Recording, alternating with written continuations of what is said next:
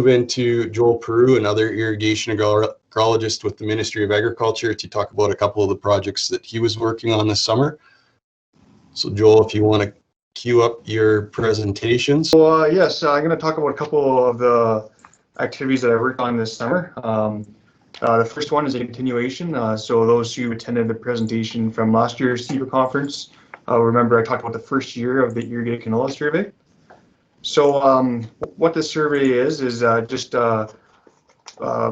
keeping track of the production methods of different irrigators around the Lake Beefmaker development area, and kind of following what they're doing throughout the year, from their seeding date to the variety chosen to their fertility, and every production method that they do throughout the year, including how much water they're applying to their crops, and also looking at visual things as well, such as looking for different fields are experiencing more disease, and if producers are finding a new production method to be benefiting them at all.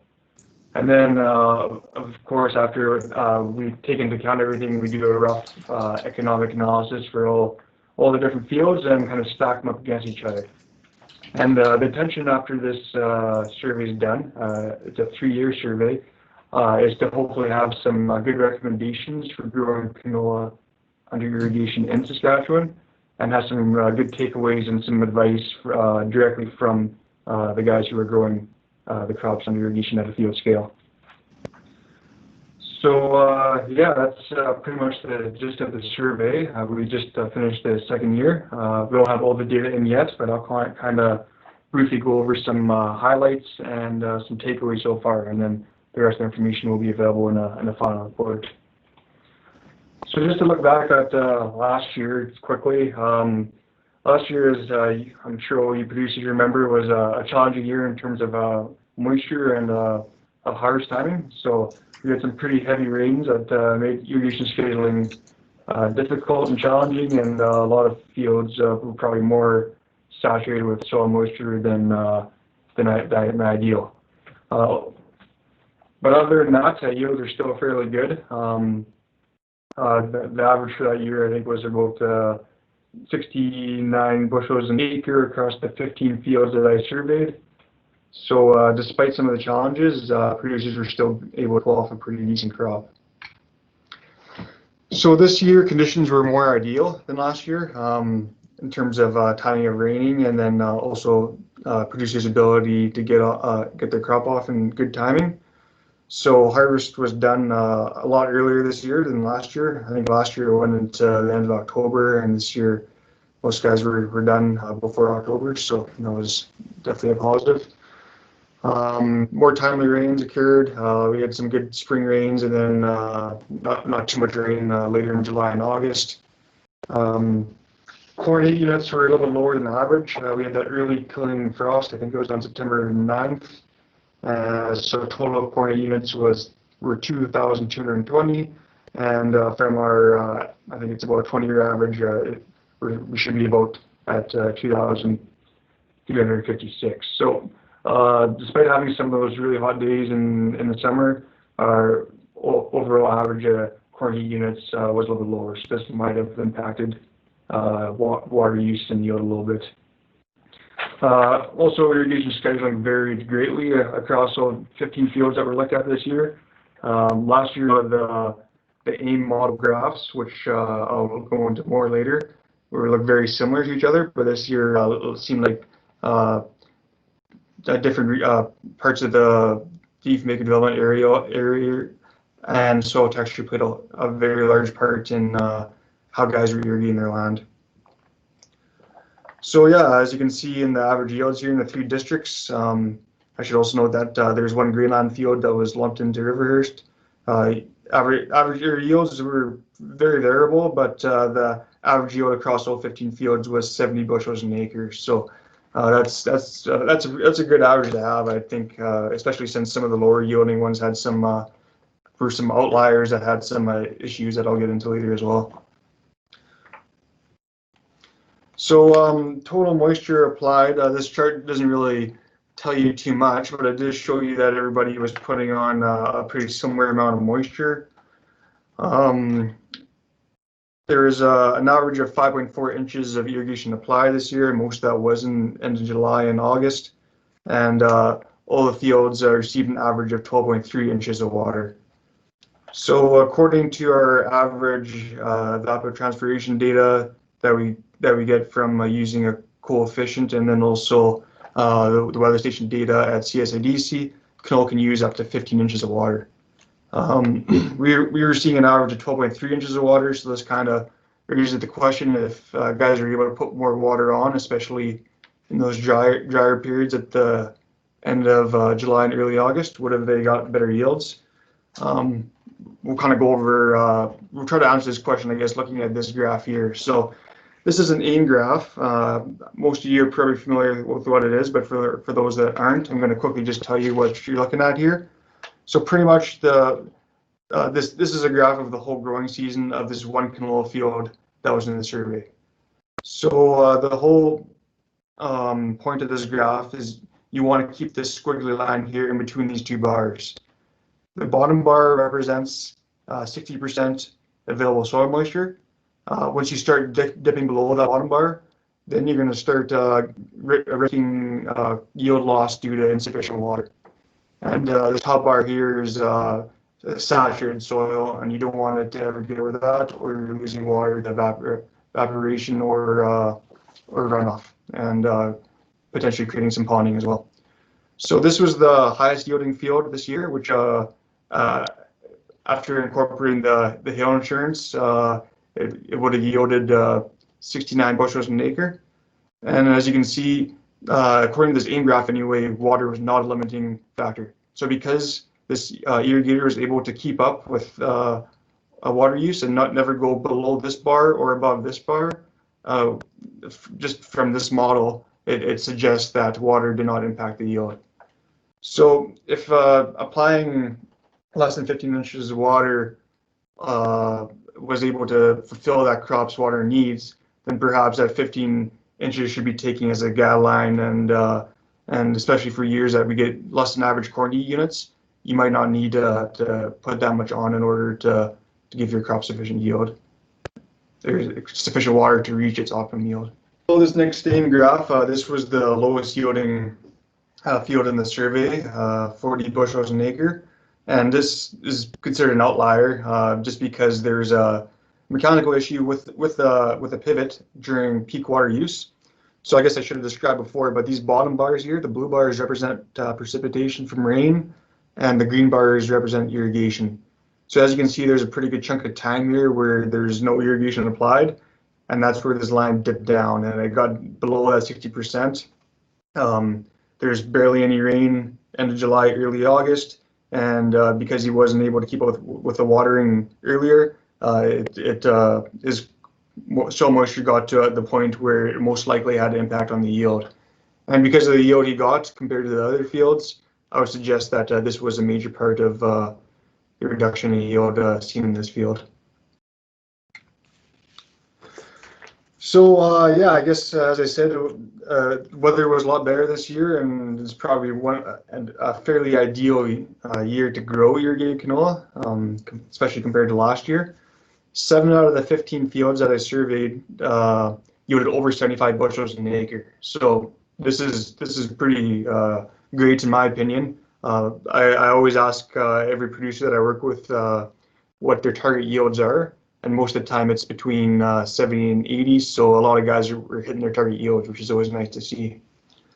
The top yielding fields, they all put on quite a bit of fertility. So this greatly ranges too and how they're putting it on. Some guys put it all on at once with broadcast and incorporating. Some guys spread it out between 3 or 4 applications, from broadcast application to sideband to bid-row band to top dressing in the middle of the growing season. But I think for the big takeaway is the big thing is just to have the correct amount of nutrients available.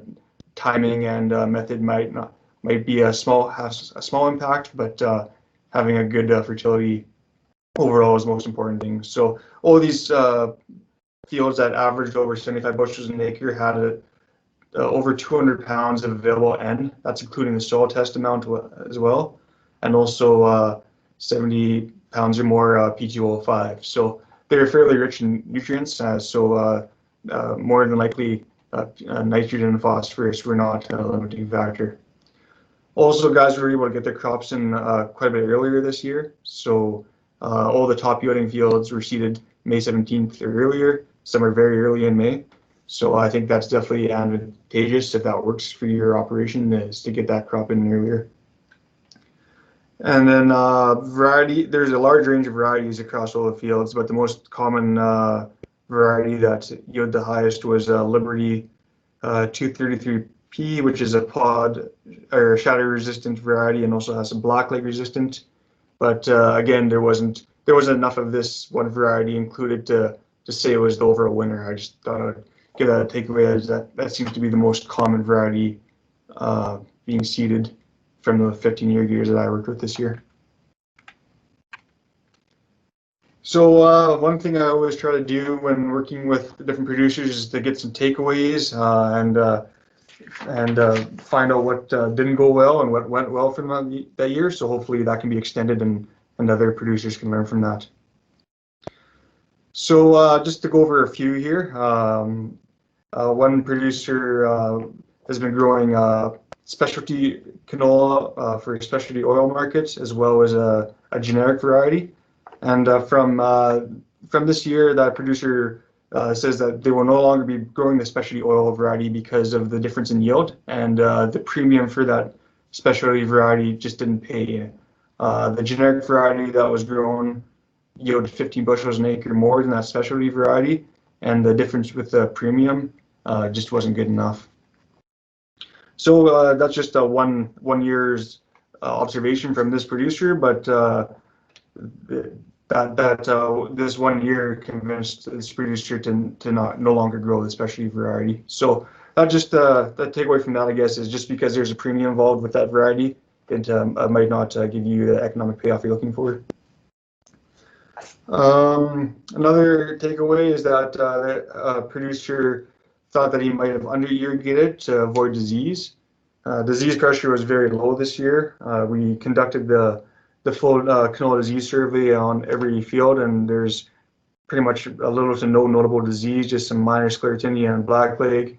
But because we had such a hot end of July, early August with low rain, the canopy was able to dry out very quickly and reduce the disease pressure. So he thought that he could have put some more water on to push his yields a little bit farther.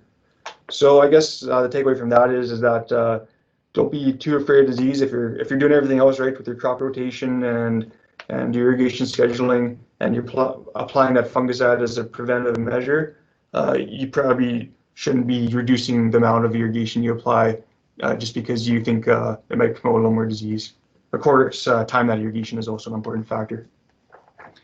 Another producer tried growing L345 this year, and his takeaway from that experience is that he's not considered the standability of that variety is suited for growing under irrigated conditions. He thought the standability was questionable compared to L233. So going forward, he will most likely be avoiding this variety under irrigation. Were a few of the things that went well. As I mentioned, there's a low incidence of disease, and most farmers also applied fungicide. It's recommended to always apply fungicide under irrigation. There's a couple that didn't, but it might not have paid off this year. But if we had some heavier rains in late July, early August, you definitely want to have that fungicide there, because irrigated canola, as most of you know, can grow very rank and creates a very thick, dense canopy that's just very suitable for disease inoculation. Also, there's a very low number of insects observed by some of the participants in the survey. One producer mentioned that they've been spraying for cabbage sepal weevil for the last 10 years, and they barely noticed any this year. So yeah, I didn't really know why the numbers were so low this year. I actually reached out to our provincial insect specialist, and there was some patches across the province, but overall the numbers were lower this year. So Might just be a cyclical type effect. One of the producers actually seeded his field with a row planter, and I know there's been quite a bit of talk about doing this with canola, so I thought I'd just talk about his success and just from the numbers that I pulled from the information he provided me. So he seeded his crop at 130,000 seeds per acre. So I just did a rough calculation. That's probably about 1.5 pounds an acre, depending on what his 1,000 kernel weight was. But when you compare that to conventional solid seeding, where you're usually seeding about 5 pounds an acre, he saved quite a bit of money from that lower seeding rate. So this producer who did the solid seeding, he was one of the producers that were able to get over 75 bushels an acre, and even though he had that lower seeding rate. So just look at the rough numbers. Seeding at the full rate would cost about $70 an acre with seed. That's just from the economics guide from last year, and that's if you're seeding at 5 pounds an acre. If you bring that down to that planter seeding rate at 1.5 pounds an acre, you're looking at around $20 an acre.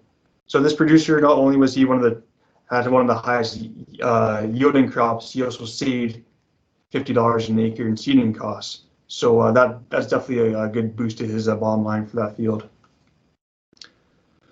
So yeah, that's all I really wanted to talk about for the canola survey at this point. There will be a final report prepared, and there'll be more extension done on this year's results. But yeah, that's pretty much it for that. And I just wanted to briefly touch on a DOP project too that we seeded this fall. So a major issue with growing high-value row crops like potatoes or dried beans is the disturbance of the soil after a harvest. So usually after harvesting these crops, it leaves the soil very mellow and susceptible to soil erosion, and this was seen very obviously this spring. Yeah, driving around this spring, it almost looked like the dirty 30s on some days with topsoil just blowing around everywhere, and that's a lot of valuable organic matter and nutrients that's being lost from producers' land. So I've actually heard from producers that they are hesitant or not even willing to rent their land for potato brushing anymore just because of the risk of this happening. So we submitted an adopt application and it was seeded this fall to look at a way to help address this issue. So one of the ways to hold down soil is to have some organic matter there, just to create some structure and deter soil erosion from happening from wind. So this adopt project is looking at potential cover crops, including fall rye, winter wheat, winter triticale, barley, and oats. They're seeded at 2 different seeding dates to help address the large harvest window that occurs with potatoes. So the first seeding date was September 4th, and the last one was September 23rd. And the whole goal of this project was to see how much biomass each of these different cover crops could produce at the different seeding dates to see if they could produce enough to help hold down that soil.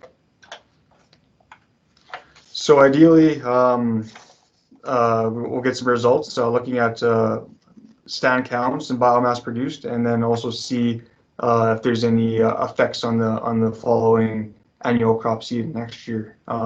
Some fall annuals have some allelopathic effects that could affect an annual crop seed the next year. So what we'll do is we'll terminate the cover crop in spring and then put in those annual crops. We chose canola and wheat, and see how they perform depending on which cover crop they're seeded into.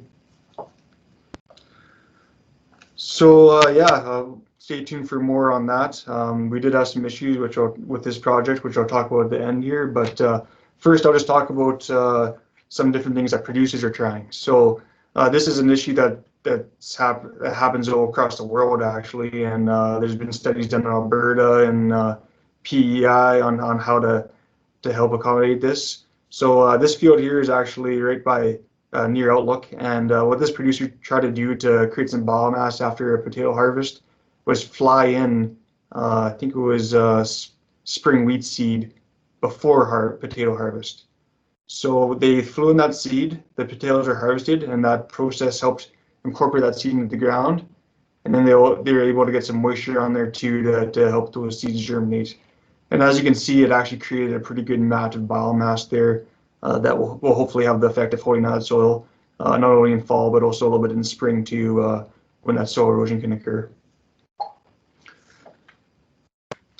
So going back to the DOT project, as you can see, I spotted a deer in the field one day, and when you have a project in a bare field and it's the only green thing around, it tends to attract wildlife.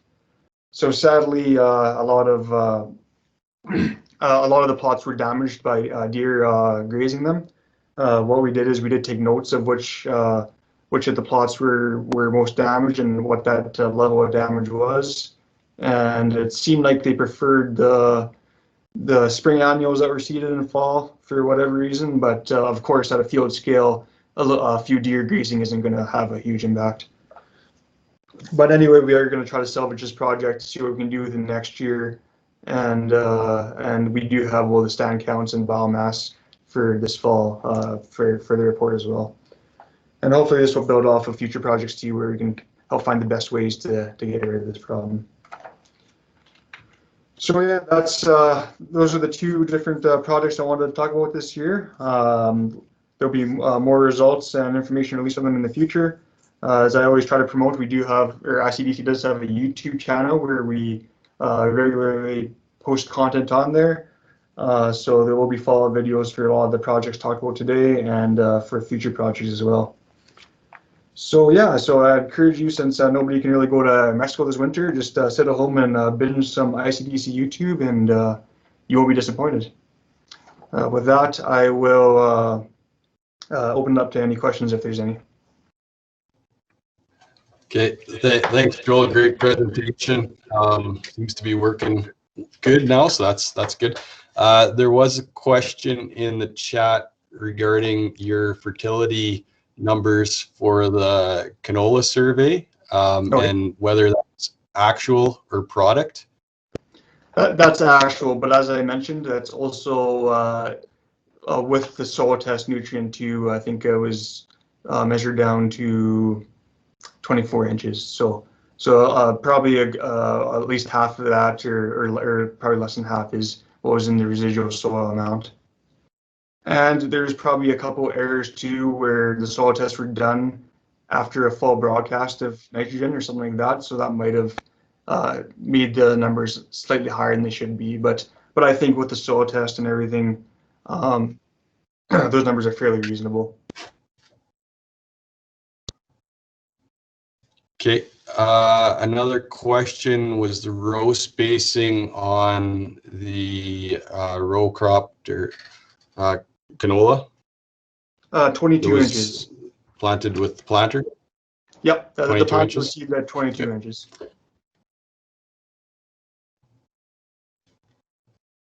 Okay, and then another question, there was a big spike up on August 5th or 6th in your last canola graph. Why was that? So I'm assuming that's referring to... That would have been one of the AIM graphs. I would... Yeah, so that probably would have been... what we do sometimes is we actually go to the field and we take the soil moisture by hand, and then we put that into our AIM graph. So that kind of just like ground truths it. So when you see a kind of a weird spike like that in the AIM graph, that was either me or the summer student actually going out there and assessing the soil moisture by digging a 24-inch hole and then using the hand feel method. So when you put in an updated soil moisture, the AIM model isn't perfect. It's gonna give a pretty quick update, and that's why you see that weird spike there. Okay, great. Just a correction, because it definitely wasn't rain. No. And a question from Aaron Gray. So Aaron's got his hand up, so I'll let you ask that question yourself, Aaron. Hey, Joel, thanks for the presentation. On that canola row cropping, what was the yield average compared to his solid seeding?